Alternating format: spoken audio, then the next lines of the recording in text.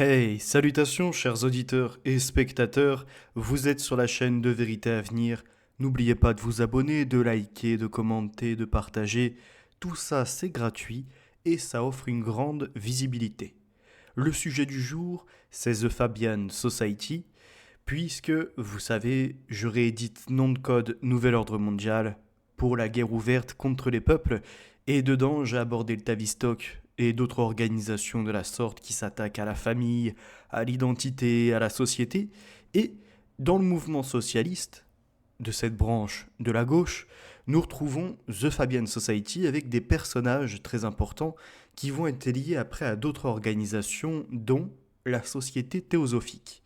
Tout ça, ces thématiques vont être dans la guerre ouverte contre les peuples que je vais vous proposer gratuitement en PDF en fin de semaine ou semaine prochaine. Là, je suis sur la finalisation de ces années de recherche.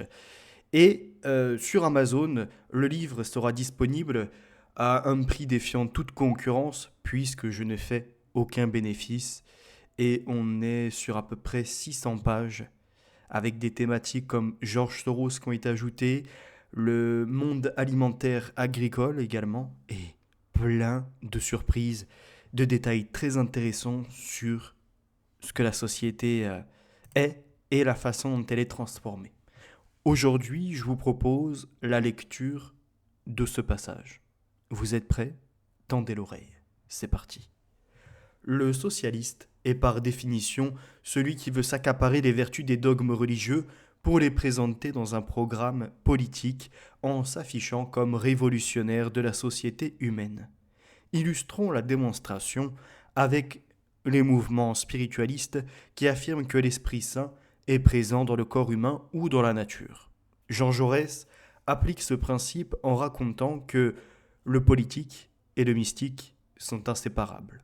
Je cite. Le maître mot de Jaurès, en tant que philosophe et socialiste, est l'unité. Fin de citation.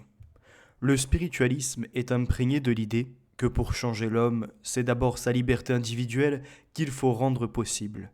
Le spiritualisme est une philosophie de l'esprit et de l'intériorité.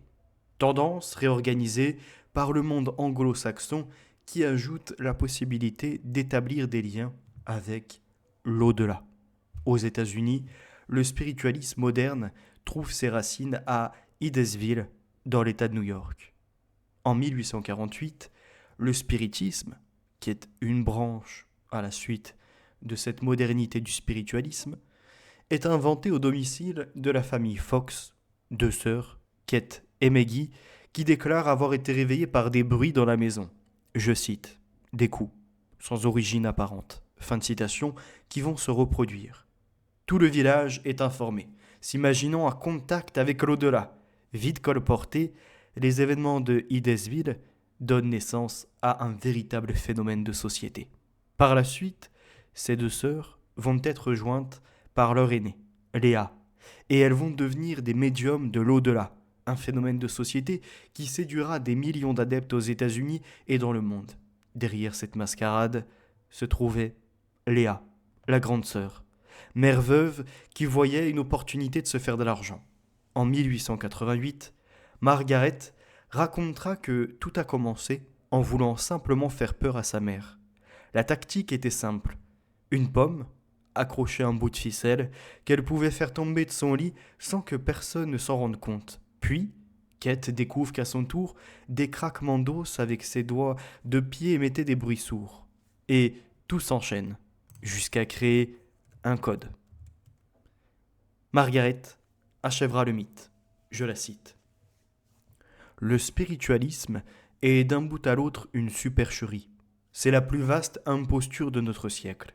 Kate Fox, et moi avons été embarqués là-dedans encore petite fille, bien trop jeune et bien trop innocente pour comprendre à quoi nous jouions vraiment. L'une et l'autre propulsées dans cette voie de duperie par des adultes sans scrupules. Et après la déclaration continue, mais moi je l'arrête ici. En 1898, dans Psychologie du socialisme, Gustave Le Bon fournit une excellente réflexion. Je cite. Une croyance est tout autre chose qu'une opinion qu'on discute. Elle n'existe comme mobile de conduite et par conséquent n'a de puissance réelle que quand elle est descendue dans l'inconscient pour y former cette concrétion solide appelée sentiment.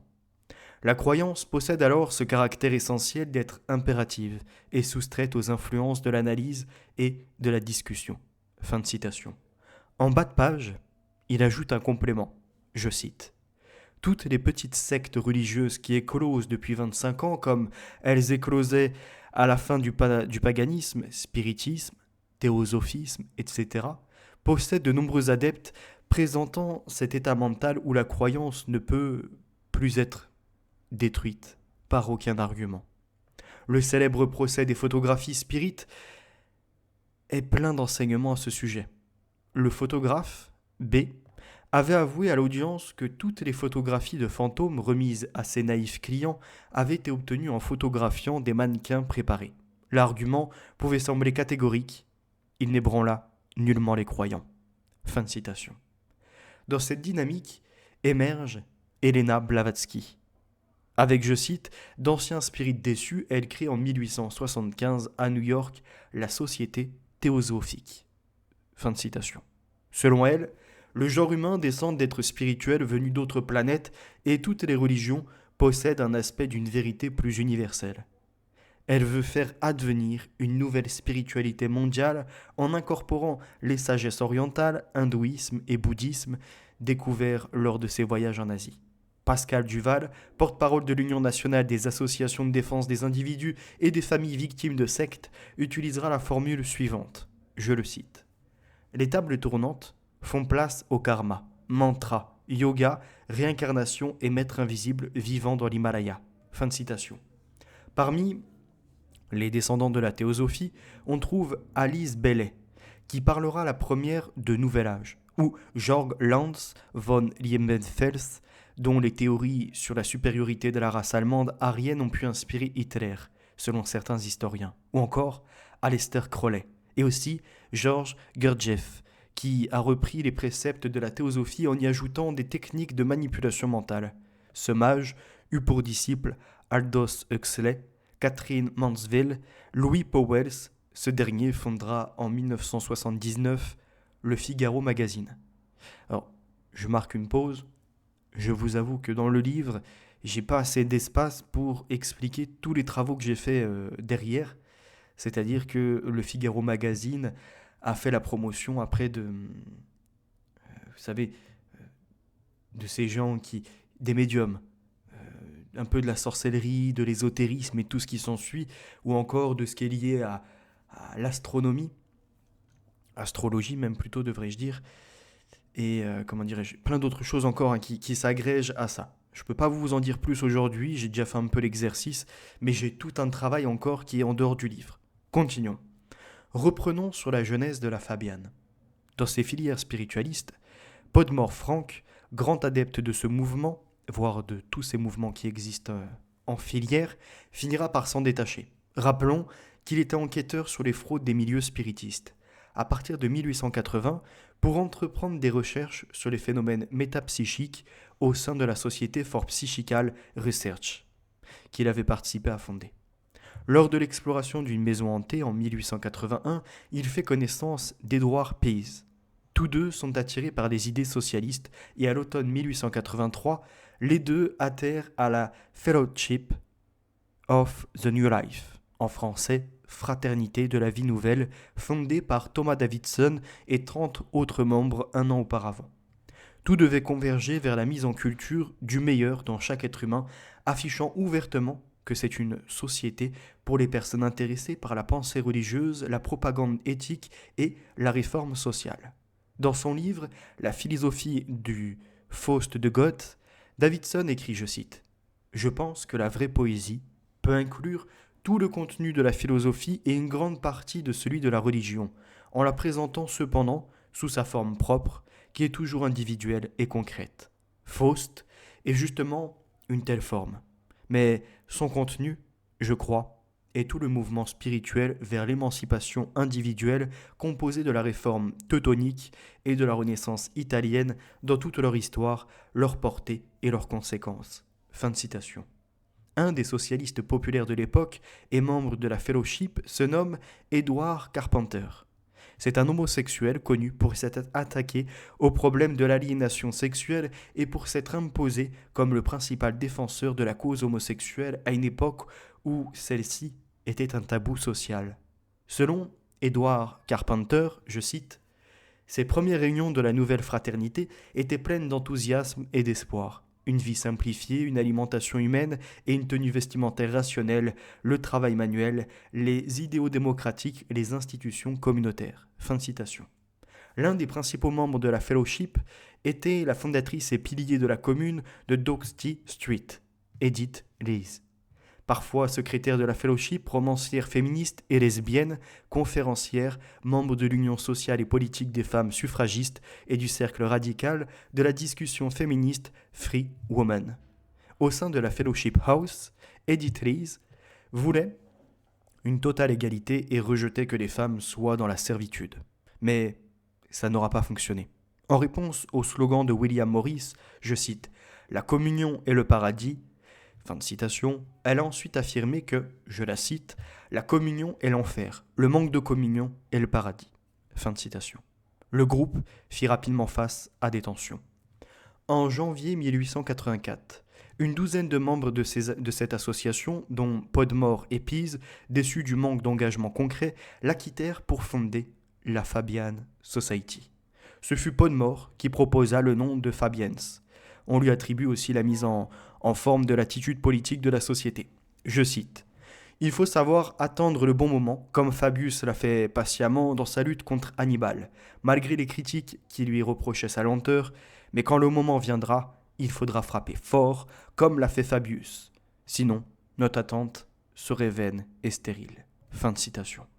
Ce n'est qu'avec l'arrivée de Sidney Webb, Graham Wallace, George Bernard Shaw et Sidney Olivier dans la deuxième moitié des années 1880 que la société se dota d'une direction idéologique distincte, centrée autour de la réforme graduelle et du collectivisme étatique. Thomas Davidson critiquait les Fabians, rejetant le type de socialisme d'État qu'il défendait. Il pensait que même si les socialistes devaient, je cite, prendre le contrôle de l'État, l'égoïsme trouverait le moyen d'exploiter et d'opprimer l'ignorance, la simple honnêteté et l'altruisme, autant qu'il le fait aujourd'hui. Fin de citation. Se distinguant, donc ce côté de la Fabians, de la social-démocratique fédération d'inspiration marxiste et la Socialist League qui refuse la participation parlementaire, entre parenthèses, Bévire. Les Fabians reconnaissent leur redevabilité au travers des travaux du socialisme de Robert Owen. Podmore y consacrera même plusieurs ouvrages. Pour les Fabians, le principal ennemi est le capitalisme, en publiant la brochure Gold and State Banking, A Study in the Economics of Monopoly en 1912, portant sur des questions financières, il développe l'idée d'une nationalisation du système bancaire. Une des figures importantes des premières années de la Fabiane se nomme Annie Besant. Elle offrira ses compétences oratoires et sa prose avant d'être attirée en 1899 par la théosophie qui propose d'établir, je cite, une fraternité universelle. Elle présentera un des livres de Blavatsky, la représentante du mouvement théosophique. Les pratiquants théosophiques se déclarent comme des chercheurs de la vérité universelle. La première ambition de ce groupe souhaitait, je cite, former un noyau de la fraternité humaine universelle sans distinction de race, de croyance, de sexe, de caste ou de couleur. Dans les années 1890-1900, la Fabian Society joue un rôle décisif dans la création du Parti travailliste anglais. Leonard Woolf rejoint la Fabian en 1916, passionné des réconciliations entre les peuples, il publie en cette même année International Government, soutenant l'idée d'une coopération internationale fondée sur le droit afin de prévenir toute nouvelle guerre. En 1918, il produit une autre brochure avant-gardiste, Empire et commerce en Afrique. En 1840, apparaît le Fabian Colonial Bureau, érigé en département spécial de la Fabian Society afin de faciliter la recherche, la collecte d'informations et le développement d'idées constructives sur la politique coloniale. Je marque un temps de pause et je tiens à vous dire que sur Leonard Woolf, J'ai plein de choses encore, des recherches complémentaires, mais que ça prendrait trop de place dans le livre, donc je ne peux les ajouter. Mais par contre, j'ai à côté un PDF avec les choses qu'on pourrait ajouter, et les articles et les passages qui m'ont intéressé sur ces prises de position et sur ses regrets aussi. Alors je crois que c'est en 1958 qu'il écrira qu'il est dégoûté après avoir fait pendant 60 ans des livres, des conférences, euh, avoir pris du temps pour combattre, se positionner dans le socialisme et voir qu'en fait tout a échoué, que rien n'a abouti selon lui en tout cas. Et ça, c'est référencé sur le site de la Fabiane aussi. Regardons la suite. Donc en 1940, Fabiane Colonial Bureau est mis en place et il fait suite à une période d'émeute, ce mouvement de tensions raciales et de troubles en Afrique, dans les Caraïbes, à Maurice, à Chypre et en Palestine, et après qu'une série de commissions eurent révélé la pauvreté, la maladie, la négligence politique et les difficultés administratives dans les territoires britanniques d'outre-mer. Et c'est là où c'est fort, parce que j'ai continué les recherches, et je suis arrivé à des documents où Leonard Woolf est à la fois dans une idée socialiste, mais comme je vous l'ai toujours déclaré, de ce mouvement de personnes qui pensent qu'ils détiennent la vérité, et face à eux, il y a un fascisme, donc comme le dirait George Soros, une société fermée, qui pense avoir la vérité absolue et qui veut se limiter, mettre des barrières entre elle et le monde extérieur, ramenant à cette idée de racisme, entre guillemets, alors que si on revient dans le passé, on voit que ceux qui ne parlaient pas la langue étaient barbares. Ceux qui euh, n'ont pas les codes culturels, civilisationnels, sont donc étrangers et sont des barbares. Et on avait remis ça en correspondance, je vous l'avais dit, avec les religions. Pour le chrétien, celui qui est en dehors et qui pratique autre chose est un païen. Pour le juif, c'est un goy.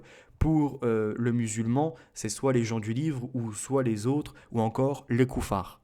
On est, vous voyez, sur plein de conceptions, et j'ai pas fait le tour de toutes les autres religions qui, je le pense, affichent l'étranger pareil.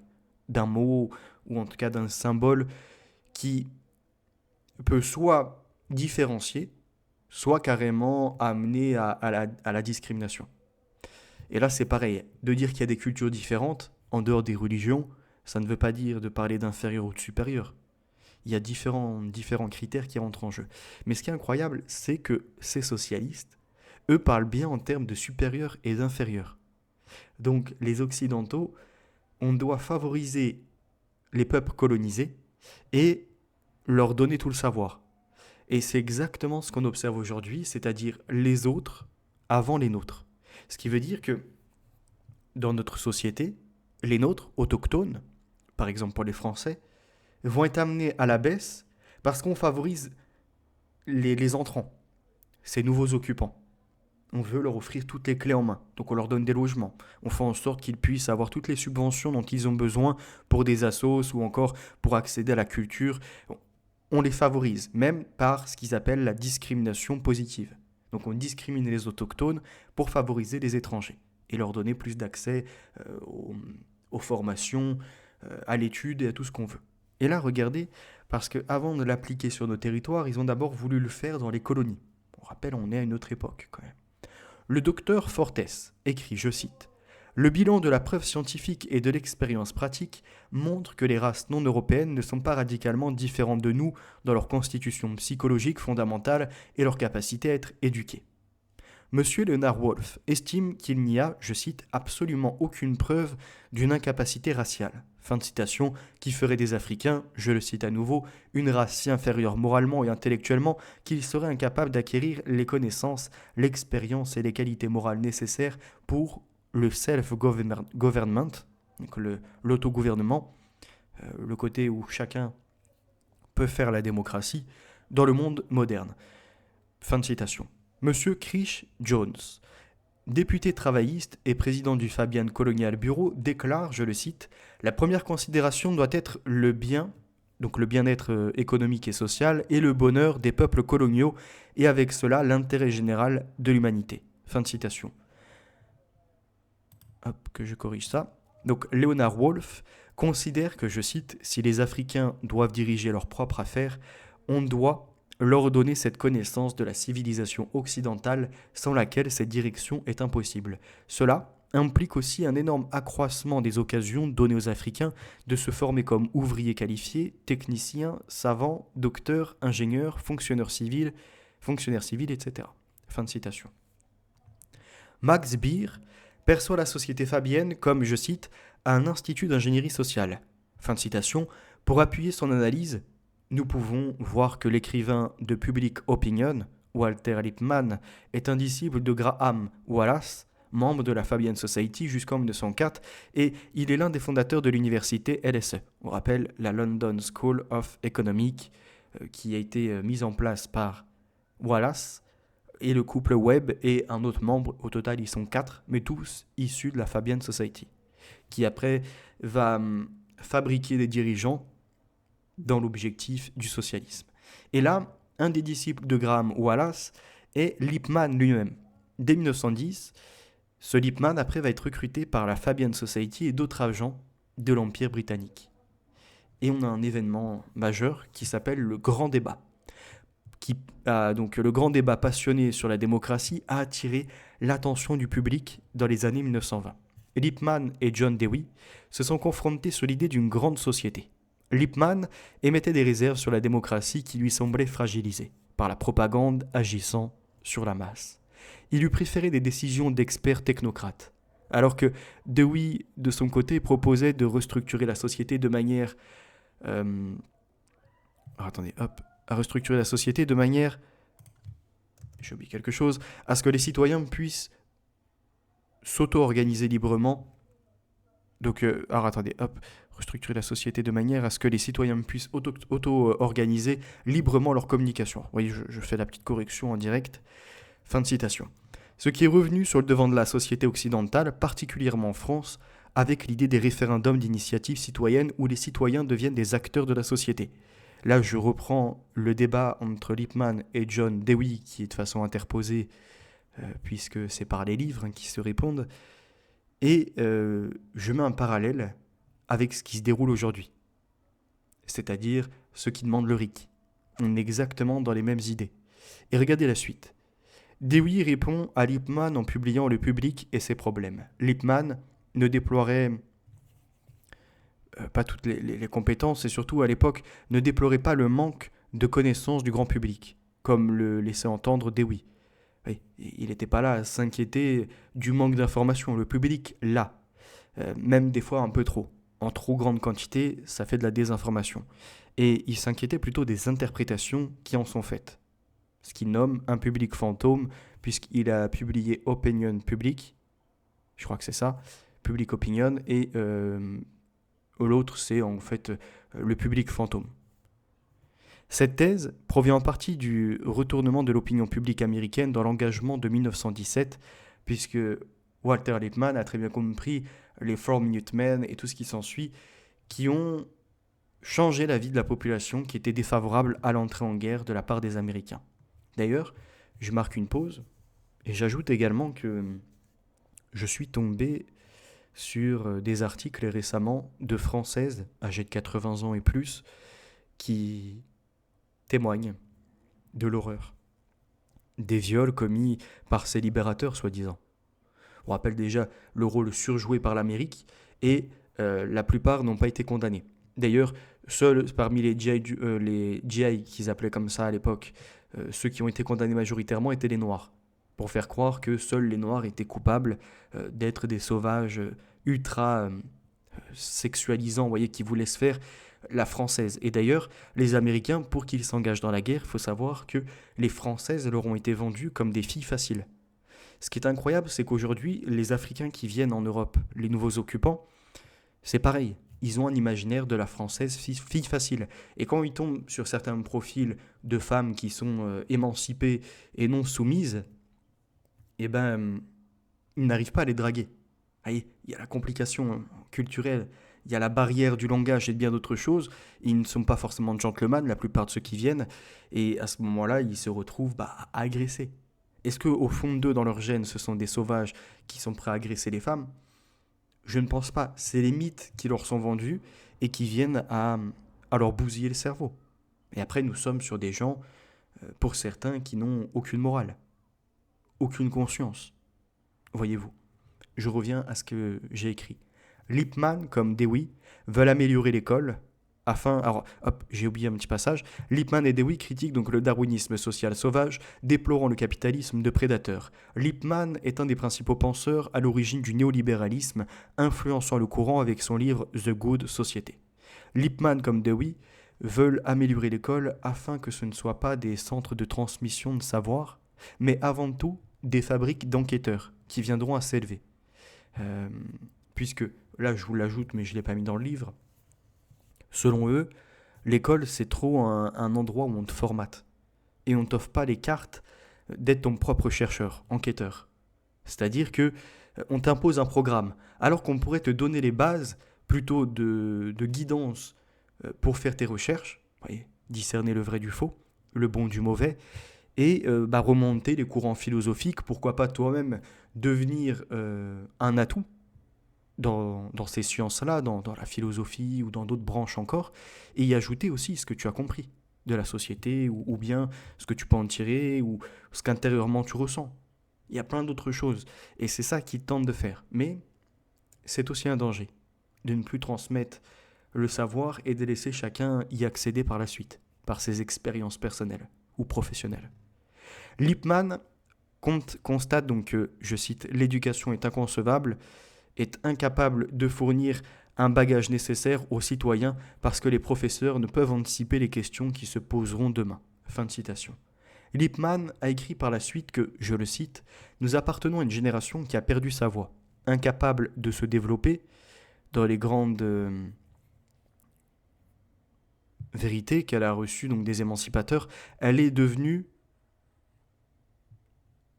dans la réflexivité, en fait, elle est revenue donc aux hérésies de l'absolutisme, de l'autorité et de la domination de l'homme par l'homme. Je vous avoue, j'ai déconnecté de l'écran 2 minutes, je reprends. L'esprit progressiste du monde occidental n'est qu'une longue et toujours plus vive protestation contre toutes ces idées.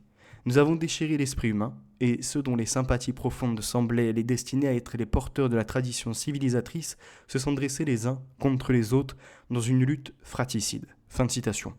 Ce qui surprend, c'est que cette prise de position le place à l'opposé du tract numéro 70 que j'ai trouvé de la Fabian Society, inscrivant que, je cite le tract, « La société fabienne refusait absolument et énergiquement la démocratie référendaire directe en tant qu'elle était opposée au gouvernement représentatif que défendait la Fabian Society. Bien davantage encore, ce tract affirmait que le socialisme défendu par la société fabienne était un socialisme d'État strict, appropriation gouvernementale et contrôle bureaucratique des moyens de production, de distribution et des échanges. » Et il argumentait cela en expliquant qu'une telle emprise serait donc facile et l'entreprise aisée en Angleterre car l'État y était déjà démocratique. C'est d'un côté Lippmann qui dénonce l'État et la démocratie partout alors qu'il faudrait que ce soit que d'une petite caste qui décide, et de l'autre la Fabienne qui elle veut un État fort, qui prend toutes les décisions, mais avec l'aval de la population si je puis dire. Dans son livre The New Machiavelli, donc le nouveau Machiavel, Herbert George Wells, H.G. Wells, souvent il est connu comme ça, décrit de façon romancée son expérience à la Fabian Society. Il s'en prend au web, qu'il déforme en Baylace. Il écrit, je cite, « La vision qu'il me proposait comme le but d'un comportement inspiré par l'esprit public me semblait plus dur, plus étroit, être une version plus spécialisée de l'idée d'un État bien formé et méthodique sur laquelle Wellesley, donc à nouveau il dénature en fait le nom de Graham Wallace, et moi avions travaillé dans les Alpes. Ils voulaient, donc les Fabians, comme nous des choses plus organisées, plus corrélées au gouvernement et à un but collectif. Mais ils ne voyaient pas cela en termes de plus grande compréhension collective, mais en termes de fonctionnalité, de changement législatif et de méthode d'administration. » Fin de citation. H.G. Wells est promoteur d'un nouvel ordre mondial et en 1928, il expose son plan directeur pour le régime mondialiste dans The Open Conspiracy, la conspiration ouverte. Je vous remercie pour votre écoute. Quand vous le lirez de vous-même, ça sera plus agréable. Je vous avoue que là, ces derniers jours, j'essaye de trouver une bonne intonation, un rythme qui pourrait être intéressant. Mais voilà, comme à côté j'ai des petites choses sur la santé, j'essaye de voir comment faire.